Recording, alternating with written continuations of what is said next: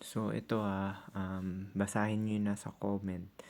Yan nakalagay sa comment, if she never wanted you the same way she want Chad and Ray Ray, then don't even waste your breath talking to her in the first place. Enough said. So ipe-play ko yan. Ayan yung comment nung Muhammad. Low-key genuine desire versus obligated compliance is the ultimate hard red pill to swallow.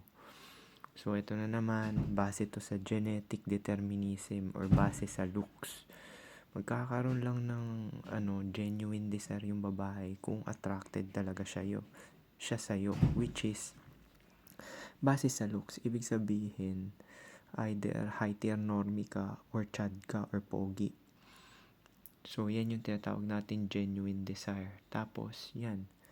Yung obligated compliance, ibig sabihin, ikaw yung nanligaw. So, ikaw yung gumagawa lahat. So, mas above yung babae. So, kaya ka nagustuhan dahil sa mga na-provide mo, hindi base dun sa physical attraction mo, attractiveness mo. So, ayan yun. Ipi-play natin to Low-key genuine desire versus obligated compliance is the ultimate hard red pill to swallow. It is. It is. I agree. Totoo yan. I don't want obligated compliance. I don't want any woman to feel like they have because you might as well be in a transactional relationship. I want validational sex. Validational sex gusto niya. Ibig sabihin, kaya ganito ginawa ko sa FWB ko Hindi ko siya pinipilit pagka ayaw niya sa akin. Kaya inaalam ko talaga na gusto niya kasi nga hindi ka mag-e-enjoy kasi nakahiga lang siya. Tapos sabay yung parang alam mong fake. Biruin mo sinesex mo tapos fake. Hindi ka mag-e-enjoy nun, promise.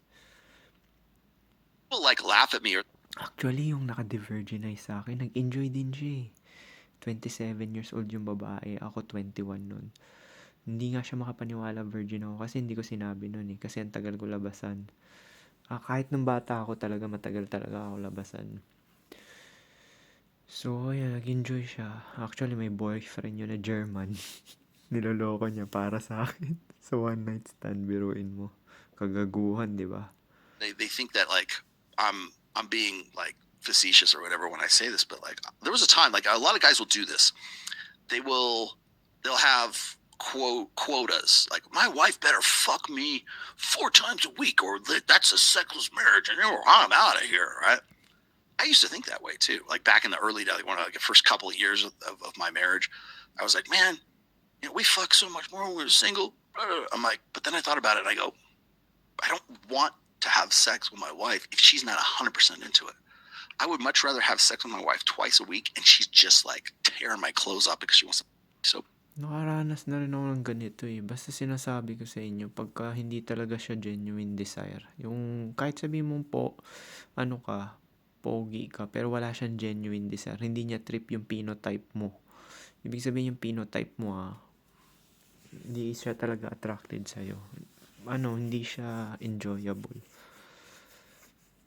So, mas maganda pa na mag-prostitute ka na lang. Tapos, biruin mo, i-maintain mo yun. Kaya yung mga pamilyado, hindi ako naiinggit yung mga normie. Yung mga nanligaw talaga. Oo, napasagot nila. Pero, consistent mong gagawin yun habang buhay.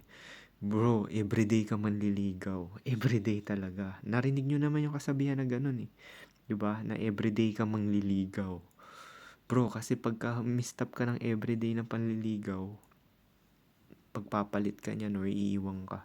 Kaya yung mga pamilyado dyan na 70% normie, alam ko sitwasyon yan. Nakikita ko yan sa mall, tutulak ng nagbubuhat pa. Boy, parang katulong talaga. Silbidor. Then to have sex with her 4 or 5 times a week and it's just kind of got laundry to do. Can we get this over with? I would starfish sex. I would much rather have, good sex once a week and a good Hummer, a good blow that's enthusiastic and she really wants to than having to have this obligated sex. And so at one point I was like, and I've told guys this too because they go through the same thing. I'm like, don't make it a quota. Make it about her. Make it about her intensity. Oh, So yan oh. Yan siya na rin nagsabi, 'di ba, si Rolo. Sinabi niya na ano, na yung treatment mo base talaga sa ano, so parang mangyayari baliktad. 'Di ba sa nanliligaw, ikaw magliligaw everyday. Yung genuine desire, yung desire ng babae, babaliktarin mo. Siya yung nanliligaw sa'yo.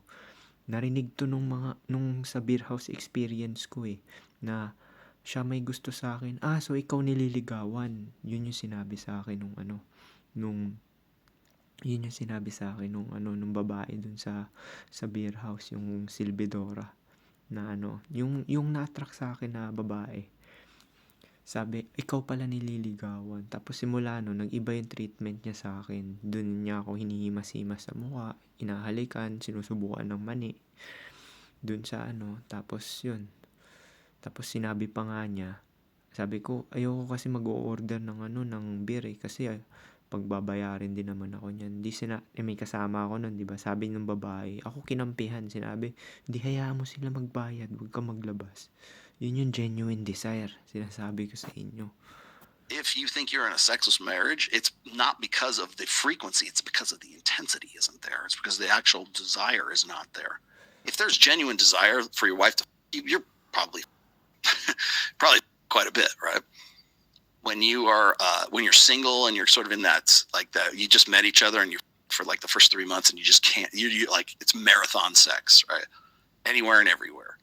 Awesome, right? So, ikakat ko parate kasi sa copyright. Hindi pwede ituloy-tuloy na i-play yan. So, yun. Baliktad ang sitwasyon sa genuine desire. Depende niya sa yung babae maliligaw sa'yo everyday. Yan yung na-experience ko sa mga nagkakagusto sa akin. Tsaka yung mga tuloy-tuloy yung sex. Sila nagme-message sa akin ng parate. Tapos, depende. Kung hindi na sila nagme-message, mini-mirror ko na lang din. Kung hindi sila nag-message, hindi ko na lang din may message. Kasi, ang ball laging nasa babae. Yan yung technique. Yung nasa kanya, parang siya yung nanliligaw everyday. Although, wala man siya binibigay sa akin. Pero, siya yung consistent. Siya yung consistent na nagbibigay ng oras. So, sinusunog niya rin yung oras niya. Kasi, 24 years old pa lang siya eh. So, talo rin siya dun sa biology niya. Dahil sa youth niya, binibigay niya sa akin. So, but then after a while, it's kind of like you get comfortable. Familiarity breeds contempt, right?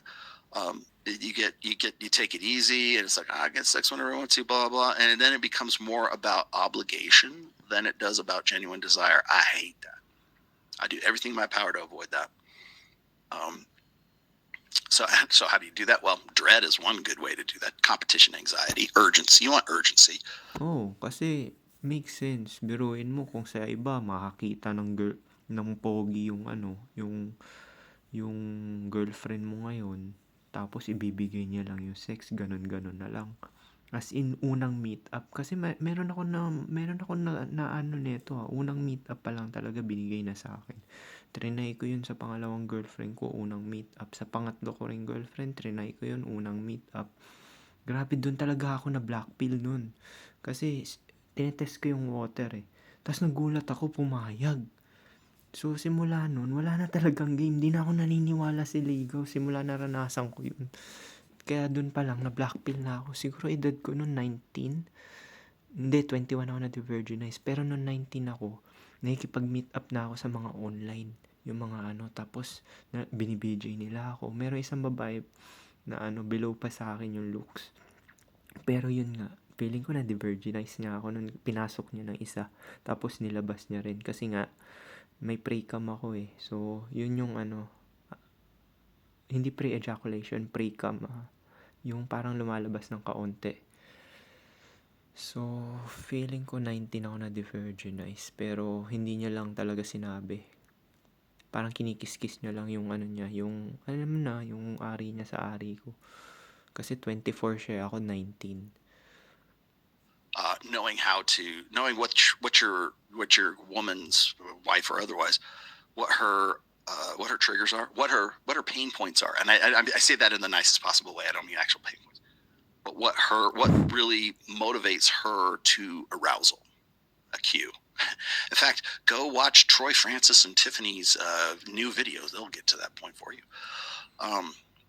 But I'm more about intensity and than I am about frequency, right? Sometimes frequency is intensity, right?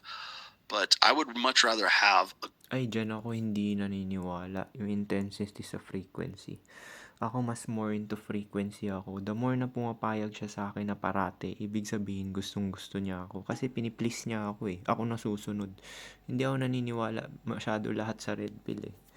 Ako mas more into frequency ako. The more na binibigay niya yung frequent, ibig sabihin, kuwari sa isang gabi, pumayag sa akin siya ng 4 na beses or 3.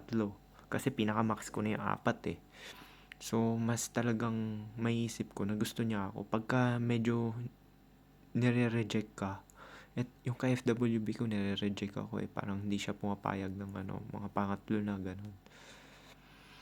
So, yun. Pero yung mga exes ko, lahat sila pumapayag talaga. Kung kaya ko lang 10, bakit hindi? great fucking sexual experience with my wife or my girl, whatever, once or twice a week, than to have it be just sort of lackluster, kind of like, okay, are you done yet? That kind of sex. Let's see, what do you got here? Okay, I'm about to close this out. However, for most men, having women that has genuine desire is a luxury, so most will have to choose obligated compliance for it. Yeah, well, and the reason for that is because most guys are the 80%ers. They have to take what they can get. Yan yung sinasabi ko. Lumabas din sa bibig niya.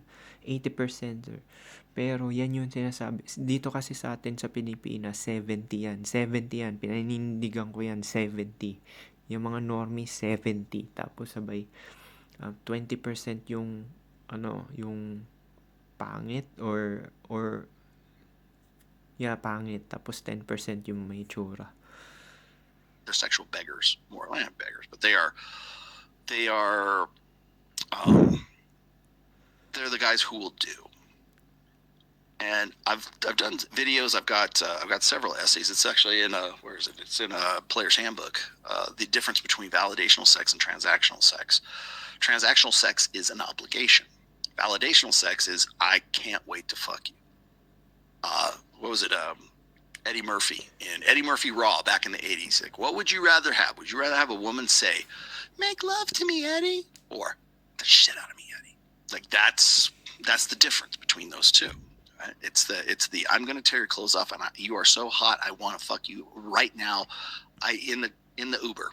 I want to have. I don't care where we are. Brighton Public. Let's go. Oo. Break rules for. Naranasan ko yan sa second girlfriend ko. Binijay ako sa Intramuros. Dun sa may alam mo yung mga may kanyon dun sa may gilid. Nandun kami nagde-date. Pinanonood namin yung mga nagugulp sa baba. Tapos sinubukan ko, tinest ko yung water. BJ mo naman ako. Yun, pumayag siya. Dun talaga ako na blackpill, promise. Yun yung second na girlfriend ko, yun yung first meet up namin, nag-sex na kami. Tapos yung third girlfriend ko, yung minessage ako nung sa yearbook. Nakita niya yung itsura ko sa yearbook. Tapos nag-meet up kami, first meet up din lang din. Yun, na rin kami, nag-SEX. Na blackpill talaga ako nun. Hindi ko pa alam wala pa naman tong blackpill dati, pero nalaman ko na yung game na pag trip ka talaga, tsaka pagka gusto niya yung itsura mo, napugian siya sa'yo. Alphas and make rules for betas and Bibigay niya yung kaya alam ko na yung mga nakikipag one night stand, binibigay nila yung virginity nila. Kasi sila nga namimili eh. Sabi, gusto ko kunin niya yung virginity ko. Itong pogi na to. Narinig ko na yun sa kaklase ko eh. Kasi gusto ko talaga siya makakuha ng virginity ko. Kasi napugian siya dun sa lalaki. So, yun yung sinasabi ko. I ain't making any rules for you. You are 100% confirmed. Your value, right here. No doubt about it. So much so that I will break rules to do that. And not because I'm trying to satisfy. Ayaw mo pa sabihin na women break rules for Chad and woman set rules for Beta Box. Yun lang naman yun. Ayaw pa sabihin ni Rolo. Siyempre may binibenta siyang libro eh. Alam mo naman to si Rolo Tomasi, may binibentang libro to eh. Well, you're right, because she genuinely wants to have that experience with you. Di ba yun yung kasabihan sa Blackpill? Women break rules for Chad. Totoo yan. BJ ganyan sa parke. magsisex kayo sa parke, nasubukan ko na rin yan, promise. Hindi naman ako chad. Chad ako sa paningin niya, kaya nga naging girlfriend ko eh. That's what I want. Validational, genuine, burning desire. Lust. I want you to lust after me as my sexual focus, wife, whatever. And before that, right? Because that's the only, like, why else are you doing? You're wasting each other's time if that's not the case. If that's not how, if you're not that into it, if you're not a ride or die girl on this, again, this is motivated. This is for women, right? Yun. Kaso, ito nga lang ang disadvantage niyan. Dahil nga naglalas siya sa'yo, hypergam ito sa looks. Ibig sabihin, medyo below siya ng looks sa'yo ng onte. Either 1 or 2 down. So, kunwari, 6 ako. So, yung babae, yung looks niya malamang 4 lang. Or 5, ganun. 2 below sa'yo or 1 below sa'yo. Usually, ganyan yan, ganyan. Kasi nga, napugian siya sa'yo. So, paano yun lang siguro? Sana may matutunan kayo dito. Peace.